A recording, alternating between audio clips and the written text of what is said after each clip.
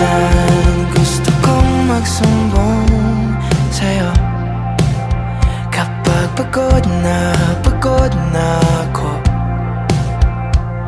Tama pa bang init na yakap mo ang hinahanap ko? Minsan gusto kong tumawag sa'yo para lang marinig ko ang boses mo. Mali na ba kapag nakangiti ako? Hinahanap ko